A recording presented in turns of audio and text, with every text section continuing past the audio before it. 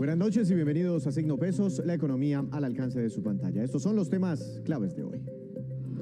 Recomiendan alzas también en el ACPM. El Comité Consultivo de la Regla Fiscal consideró necesario que además de subir el precio de la gasolina, como fue anunciado hoy, el gobierno también lo haga con los precios del ACPM. En segundos les contamos las razones que entrega este comité.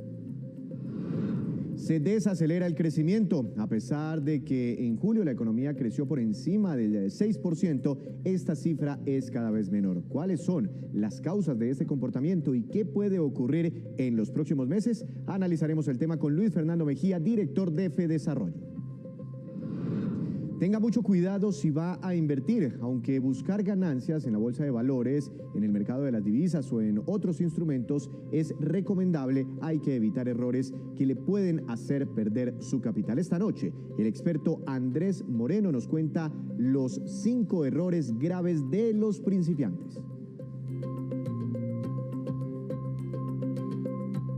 Comenzamos esta emisión hablando de la reunión que tuvo hoy el Comité Autónomo de la Regla Fiscal, en la que analizaron la situación del endeudamiento y en términos generales de las finanzas de la nación. Allí surgió una recomendación que a muchos sectores les preocupa, y es que piden al gobierno que así como se va a incrementar el precio de la gasolina a partir de octubre, también lo hagan con el precio del ACPM. Veamos las razones que entregaron desde este comité. Más o menos el 50% del déficit está causado por ACPM, o sea que es igual, desde el punto de vista del déficit del Fondo de Estabilización de los Precios de los Combustibles, son igualmente importantes la gasolina corriente motor como el ACPM. Sin embargo, las consideraciones de política sí son diferentes, y en eso pues el gobierno, como decía ahorita, pues tiene toda su prerrogativa de definir a qué ritmo y cómo y a quién se ve afectado por el incremento de los precios. Lo que sí creemos de nuevo es que hoy, con la tecnología que tenemos en el mundo, hay maneras mucho más eficientes de focalizar subsidios a los grupos poblacionales y los servicios específicos que se quieren cubrir, digamos, con un potencial subsidio, en vez de tener precios indiscriminados donde todo el mundo se beneficia con ellos. Entonces, no sé, por ejemplo, si lo que se quiere es proteger el transporte público, pues entonces uno puede subsidiar las tarifas del transporte público, más no el combustible para cualquiera que vaya a la bomba de gasolina. Y para analizar este y otros temas relacionados, quiero saludar a un experto, al doctor Luis Fernando Mejía, director de uno de los centros de pensamiento económico más importantes de América Latina, FEDesarrollo. Doctor Mejía, buenas noches, bienvenido a Signo Pesos, ¿cómo ha estado? Víctor, buenas noches, encantado de estar con ustedes, un saludo muy especial, gracias por la invitación. Pues doctor Mejía, ya vio usted la noticia económica del día. Finalmente el gobierno anuncia que habrá incrementos de 200 pesos en 200 pesos a partir de octubre de este año hasta diciembre, es decir, 600 pesos en general para el cierre de este año solo en el precio de la gasolina. ¿Usted cree, así como lo dice el Comité Autónomo de la Regla Fiscal, que no solo debería subir la gasolina, sino el ACPM también? Pues mire, la respuesta es sí, y básicamente por lo que mencionaba el mismo comité, el presidente del comité, que es Juan Pablo Córdoba, que básicamente cuando usted mira de dónde proviene la demanda de combustibles líquidos en Colombia, que son básicamente, en esencia, la gran mayoría gasolina y ACPM o diésel, la mitad proviene de la demanda de la gasolina y la otra mitad del ACPM. Así que subir el precio de la gasolina únicamente le resuelve la mitad del problema, y el problema es bastante grave, como sabemos, un déficit estimado por encima de los 30 billones de pesos del subsidio que actualmente tiene el precio de la gasolina del ACPM. Así que es importante, por supuesto, subir los dos precios. Sin embargo, también entiendo la preocupación del gobierno. ¿Por qué? Porque usted sabe muy bien que hay dos elementos grandes en esta discusión. El primero, los subsidios, que están generando un déficit fiscal muy grande, que además usualmente tiene una incidencia bastante más que proporcional en los hogares de clase media y alta. Pero por otro lado, cuando usted empieza a subir el precio del ACPM, del diésel, que es utilizado especialmente en el transporte de carga, esto podría tener efectos de segunda ronda en el precio de cosas como los alimentos o materias primas que son transportadas justamente a través de este tipo de vehículos. Así que seguramente, dada la coyuntura en donde el país todavía se enfrenta a una inflación cercana al 11%, el gobierno decidió esperar en este año, lo que resta de este año, para mirar si al final se le puede quebrar esta tendencia al alza de la inflación, y seguramente no me cabe duda que el próximo año ya el gobierno empezará a tomar decisiones para subir el precio del ACPM. Así que no me preocupa que no lo hagan ahora.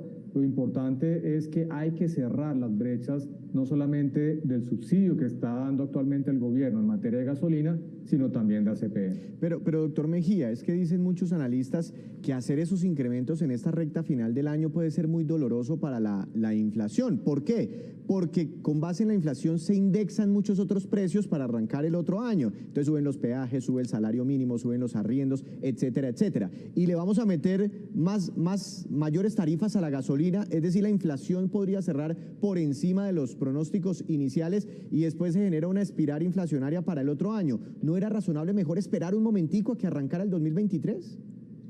Pero mire, Víctor, justamente por eso creo que el gobierno ha separado el aumento de los dos precios, de la gasolina por un lado y el de la CPM por el otro. Lo que realmente impacta a través de costos indirectos vía aumentos de fletes de transporte que podría llevar justamente a una mayor incidencia de la inflación en algunas cosas como los alimentos, es el combustible que se utiliza primordialmente en el transporte de carga, que no es la gasolina, es el ACPM o diésel. Sin embargo, por otro lado, la gasolina es utilizada mayoritariamente por transporte de vehículo particular, es decir, personas de ingresos medios y altos. Las personas de clase baja, más pobres, no utilizan en su gran mayoría el transporte de vehículo particular, sino el transporte público. Entonces, tiene sentido que en este caso, que es el impacto especialmente del precio de la gasolina, el subsidio, recae especialmente en ingresos medios y altos, se pueda ir muy gradualmente eliminando, por un lado, y por otro lado esperar de nuevo a ver la evolución de la inflación para el cierre de este año, para ver si hay un espacio adicional en el 2023 para empezar a cerrar la brecha del ACP. Pues la verdad ahí hay un gran debate, doctor Mejía, pues porque los taxistas, ¿no?, mayoritariamente consumen gasolina y los motociclistas también, muchos que hacen parte de los segmentos más vulnerables del país. Pero bueno, ahí queda el debate entonces, vamos a ver finalmente cuál es la decisión, pero el gobierno está anunciando 200 pesos para octubre, 200 para noviembre y 200 para diciembre solo en la gasolina.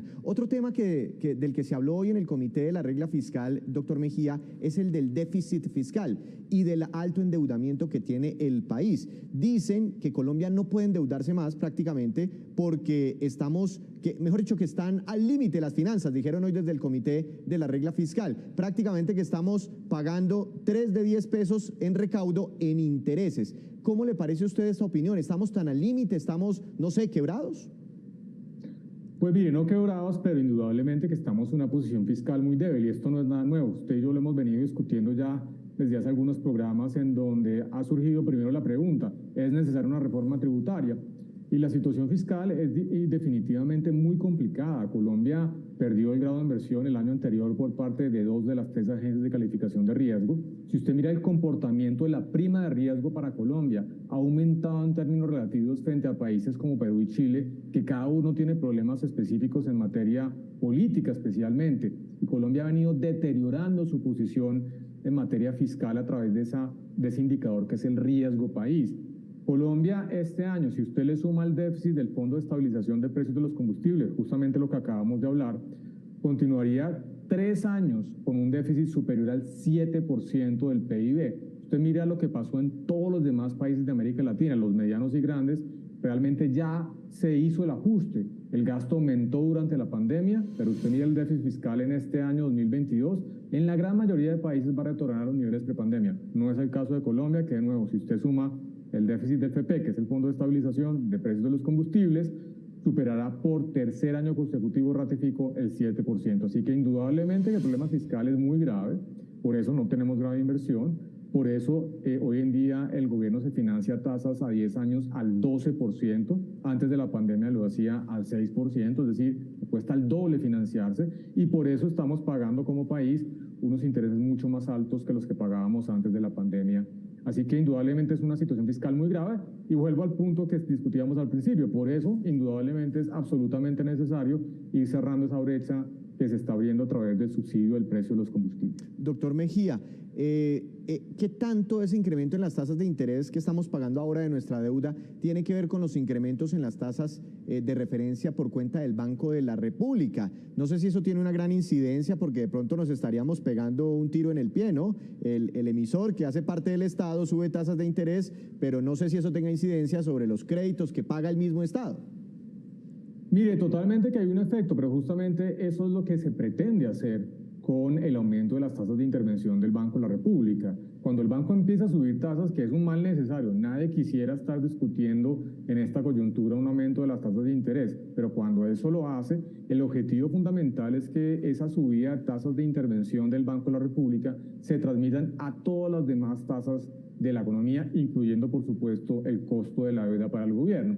¿Pero por qué eso es importante? Porque tenemos un problema inflacionario muy grave también, una cifra de inflación cercana al 11%, unas expectativas de inflación que a lo largo de este año han subido rápidamente. Usted recordará que cuando arrancamos el año las expectativas estaban cerca del 5,5%, ya están por encima del 9% y no me sorprendería que en la encuesta que estaremos publicando esta semana las expectativas lleguen a niveles ya por encima incluso del 10%. Entonces, es un mal necesario, hay que subir las tasas de interés. Creo que el banco hizo la tarea que había que hacer para ver si logramos reanclar las expectativas de inflación, que además es un impuesto, recordemos, tremendamente regresivo. A quienes más afecta la inflación es justamente a los hogares más pobres. Una última pregunta, doctor Mejía. 6,4% creció la economía en julio. ¿Cómo le pareció este dato? Pues mire, es un buen dato en términos de las expectativas. Nosotros estábamos apuntando en una cifra cercana al 6%, o sea que estuvo ligeramente por encima. Muestra primero la dinámica todavía positiva que trae la economía colombiana, pero si usted mira el crecimiento tendencial, pues indudablemente la cifra es más baja, ya que hay dos factores que están impactando esta cifra, que de nuevo ratifico es muy positiva. La primera es, bueno, ya empieza a jugar el efecto base en contra, porque estamos comparándonos contra un muy buen año que fue el 2021, especialmente luego del paro nacional. Cuando termina el paro nacional y empezamos a ver las cifras de crecimiento en el segundo semestre del año pasado, hubo un repunte muy importante de la actividad productiva y ese efecto base ya empieza a jugar en contra en esta segunda mitad del año. Y segundo, ya estamos viendo, por supuesto, los impactos de la subida de tasas de interés por parte del Banco de la República y también los impactos a nivel internacional de todo lo que se está pasando, especialmente a través, digamos, de las subidas de tasas de interés a nivel mundial y la desaceleración de la actividad productiva, especialmente en Estados Unidos y en algunos países de Europa. Doctor Mejía, feliz noche. Muchas gracias por estar aquí con nosotros.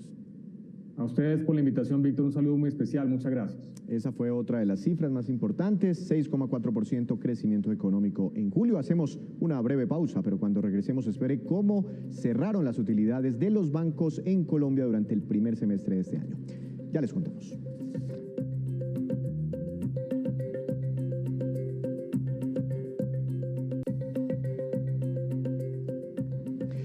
Regresamos a Signo Pesos. Continuamente hemos tenido aquí en nuestro programa a expertos que aconsejan ahorrar e invertir, ya que es una de las mejores formas de hacer crecer el dinero y de alcanzar esa tan anhelada libertad financiera. Sin embargo, hay estadísticas que dicen que más del 90% de los inversionistas novatos tienen un alto riesgo de perder casi que todo su capital. Doctor Andrés Moreno, asesor certificado en materia de inversiones y planeación financiera. Buenas noches, bienvenido a Signo Pesos. ¿Cómo ha estado?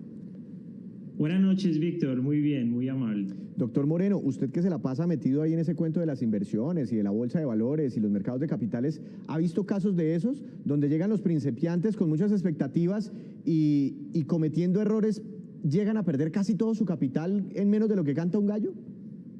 Así es, cuando una persona comienza a invertir o está explorando este mundo, comete unos errores muy graves que hace que pierda todo su capital y se desanime. Y realmente, pues sí, infortunadamente pasa todo el tiempo en la mayoría de casos. Ahora, yo estuve viendo un artículo suyo y en parte por eso lo invitamos hoy para que nos cuente sobre más o menos los 5 pecados que cometen los principiantes a la hora de invertir. ¿Cuál es el primero? Bueno, el primero yo lo asocio con la pereza. Entender, o algunos creen que el trading puede de pronto sustituir el trabajo o los ingresos primarios, y no es así. Realmente la mayoría de personas, inclusive los traders profesionales, tenemos diferentes líneas de ingresos. Y una persona que de pronto se queda sin empleo, que de pronto está un poco insatisfecho con lo que se gana en el trabajo, piensa que en el trading va a poder complementar o en las inversiones puede complementar sus ingresos. Y realmente no es allí. No es un ingreso pasivo. Inicialmente hay que formar capital y pues pienso que a veces las personas lo hacen por pereza, no querer trabajar y hacer un estudio sobre las inversiones al mismo tiempo. Nos apresuramos mucho. El segundo pecado, ¿cuál sería? El segundo yo lo miro como la ansiedad. Realmente pensamos en el corto plazo, creemos que el que más invierte es el que más gana, que el que más rápido lo hace es el que va a tener los mejores frutos, y realmente no es así. La regla está en que las inversiones, sobre todo de alta volatilidad y alto riesgo, las personas no deben invertir más del 20% de su capital disponible para invertir. Y adicionalmente tiene que ser un capital que sea excedente de liquidez, es decir, una plata que no se necesite en el corto plazo. Muchos de los errores que yo miro es que las personas meten toda su plata y una plata que necesitan para vivir. Y realmente esa no es la idea de las inversiones. Por eso siempre están estresados, por eso siempre están perdiendo dinero, están ejecutando pérdidas no deseadas, porque son demasiados ansiosos a la hora de invertir y todavía no han hecho, digamos, la carrera adecuada para ello. Yo he visto casos, doctor Moreno, de personas que tienen por ahí ahorrado el semestre del hijo que va a pagar en 4 meses y lo meten en la bolsa y después, imagínense, quedan ahí, como dicen ustedes, invertidos, de pronto con desvalorizaciones y con la dificultad de retirar el dinero perdiendo plata. Ahora, tercer pecado, está muy interesante el cuento. El tercer pecado es comenzar a invertir sin estudiar o tener la información adecuada para la toma de decisiones. Esto es un mercado donde hay que dedicarle tiempo, como cualquier profesión. No importa que seas médico, arquitecto, periodista, publicista, inclusive economista. A las inversiones hay que dedicarle tiempo, y tiempo de uno. Es decir, a veces uno dice, no, que otros hagan las operaciones, o le cedo esto a la persona que me está ofreciendo ciertas rentabilidades, y no es así. Realmente la generación de ingresos o la ganancia de las operaciones depende de lo que uno haga, la capacidad que uno haga con los ejercicios de invertir, no lo que un tercero haga con el dinero de uno. Y nadie cree algo para que uno se vuelva rico. Entonces hay que estudiar. Así como salimos a trotar y nos preparamos para hacer ejercicio o para tener alguna disciplina, nadie hace eso por nosotros. Nosotros lo hacemos porque queremos nuestro cuerpo, así como cuando hacemos una dieta, nosotros mismos nos preocupamos por entender qué es lo que vamos a hacer. Lo mismo pasa con las inversiones, hacer la tarea, estudiar y llenarse la mayor cantidad de información posible para tomar decisiones. Muy, sobre todo ese punto, ¿no? La educación es clave en esto de las inversiones. ¿Cuál lo sigue? Cuarto, ¿no? Cuarto pecado. Cuarto pecado que he visto en algunas personas que empiezan a invertir es la soberbia. La personalidad es muy importante a la hora de tomar decisiones en la vida, y en cuanto a las inversiones sí que es muy notorio. Algunas personas de pronto son muy eufóricas a la hora de cantar operaciones, es decir, a los demás que van ganando, demostrando utilidades y callando cuando pierden. Eso no genera una buena cultura de inversión. Las personas que de pronto tienen el ego muy alto o son muy soberbios alejan a que más personas puedan entrar a invertir, porque lo ven como algo muy lejano, como algo muy difícil y solamente exclusivo para unos pocos, pero no es así. Realmente todos deberíamos saber y aprender a invertir. Entonces la idea es ser prudente con los éxitos, también con los fracasos, enseñar y oír a los demás. Si nosotros los inversionistas, los asesores financieros, los traders, mejoráramos el lenguaje con el cual nos comunicamos, ayudamos mucho a que sea una buena práctica para las inversiones y ayudarle a los demás. Dentro de la soberbia cabría esas personas que, por ejemplo, no utilizan los stops, que se conocen técnicamente, y es que cuando echa para abajo su inversión, como que baja 10, 20, 30% y nunca toman la decisión de salirse de la inversión. Hay quienes aconsejan, oiga, cuando se va para abajo la inversión, sálgase en cierto punto. Desde un principio toma esa decisión. Por supuesto que no hacerle caso a la estrategia hace parte de esos errores. Bueno, nos queda un último pecado. ¿Cuál es? El último es no tener un plan de inversión. Las personas no saben cuando invierten qué objetivo quieren, cuál es la rentabilidad deseada, tampoco saben cuánto están dispuestos a perder, no entienden que uno siempre tiene que, sobre todo en los mercados de trading y especulativos, tener un stop loss, que es lo que tú mencionabas, tener una utilidad pero clara y estipulada, y ojalá el stop sea muy corto y la utilidad esperada sea mucho más alta.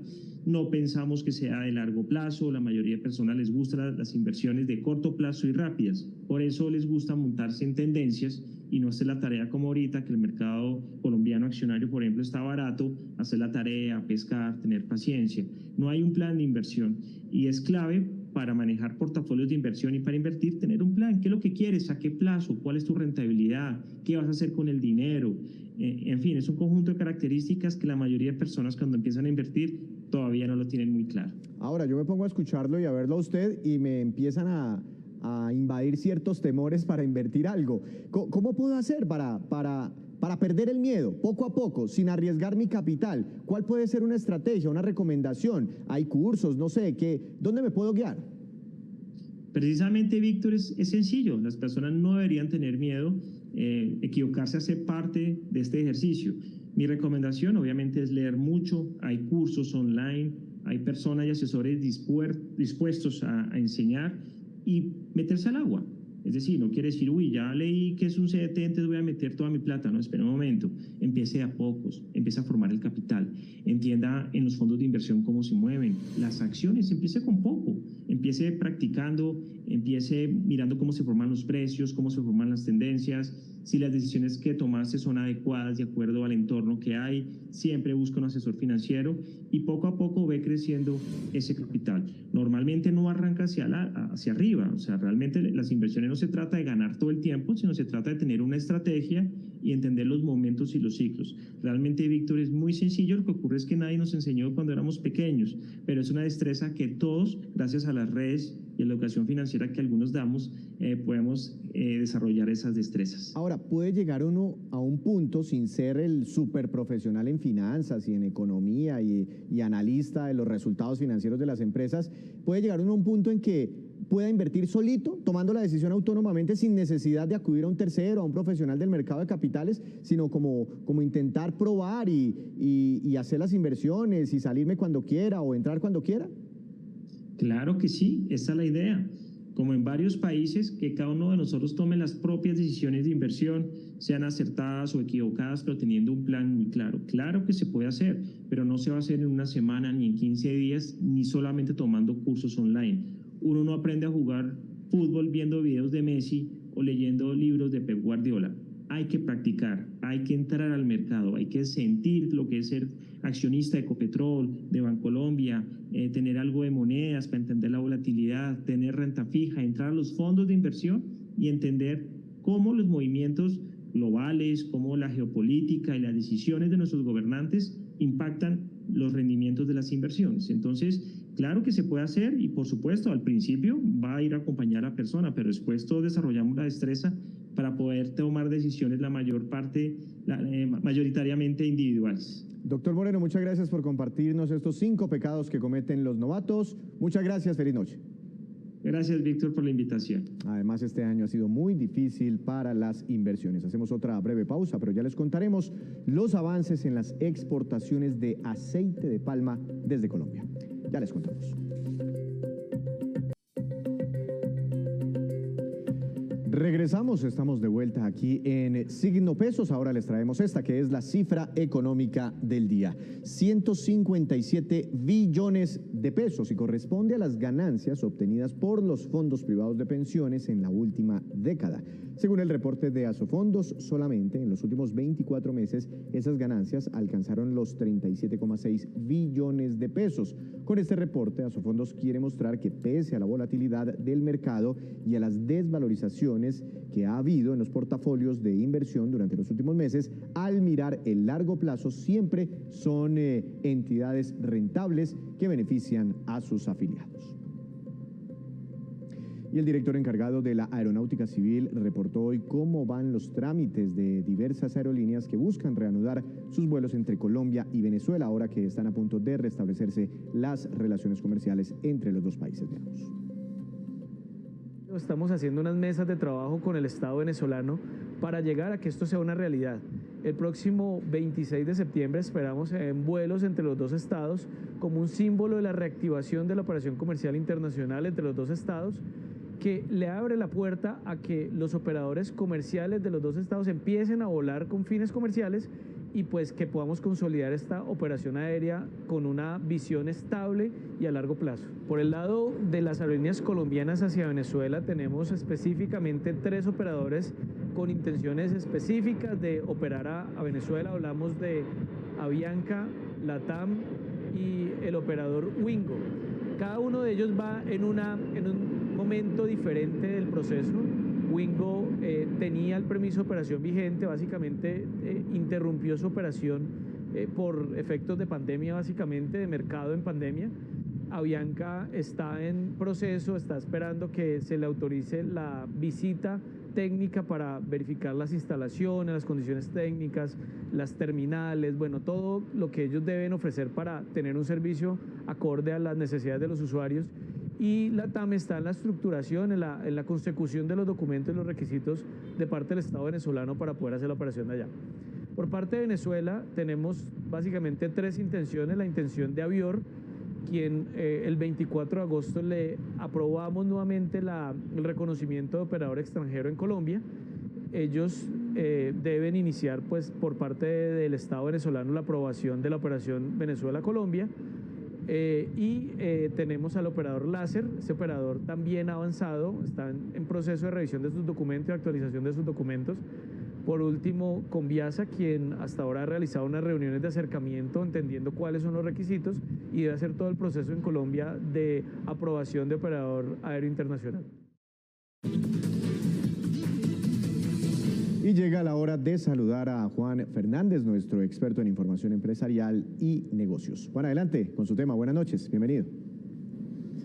Buenas noches, hoy voy a hablarle de negocios relacionados con la palma, con su aceite y ese despegue de las exportaciones que podría alcanzar los 800 millones de dólares al final de este año. En cuanto a la producción de aceite localmente aquí en Colombia, esta puede rozar los 1.8 millones de toneladas y es un aumento interesante porque el año pasado esas ventas llegaron a los 500 millones de dólares, una cifra que ya se sobrepasó en julio de este año cuando alcanzaron unos 650 millones de dólares. El gremio de los cultivadores de palma, Fedepalma, ha dicho que hoy el sector pasa por un buen momento y que también la tonelada de aceite de palma anda por los 900 dólares, por encima de ese promedio de los últimos meses de cerca de 700 dólares por tonelada. Juan, pero entonces, ¿a qué se debe el alza en el precio y también en las exportaciones de aceite de palma? Esa alza en el precio y también en algo en las exportaciones, pues se tiene que ver con los problemas en su cosecha por los que ha atravesado Malasia, uno de los grandes productores de palma del mundo, el segundo exactamente, el primer productor es Indonesia, el segundo, como le decía, es Malasia, el tercero Tailandia y Colombia es el cuarto, donde están distribuidas en unas 600.000 hectáreas los cultivos y cada una de esas hectáreas puede producir cerca de 3,5 toneladas. Agregar para ver ese tamaño de mercado que el segundo cultivo más grande de Colombia después del café es el de la palma de aceite, cuyo producto va en un 70% para consumo interno y que tiene múltiples usos, no solo en los alimentos, sino también en otros sectores como los de los cosméticos. Y esta pues es la movida de hoy sobre el aceite de palma y cómo repuntan esas exportaciones del producto.